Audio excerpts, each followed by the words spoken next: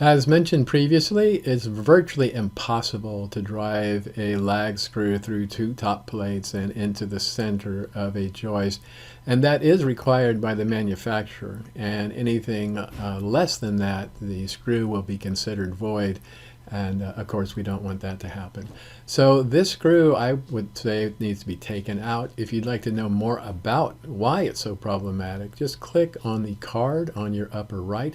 It'll take you to a video that discusses these lag screws and why they're such a problem. Now, this is not normally done like this. Contractors don't put a connector right here to connect the plywood to the 2x4. What's done instead is before the plywood is put up, this 2x4 is back nailed this way into the 2x4, and we use edge nailing. So it's back nailed here, and then it's nailed up into the joist. So we have our edge nailing, here at the edge right where it belongs. It's connected to the joist.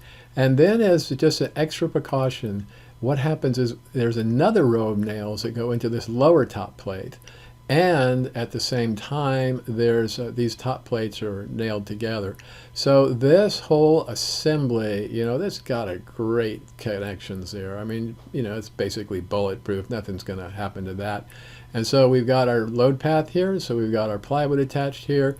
We're down here. We're attached to the bolts. And we've really come up with a great solution for attaching the floor to the foundation.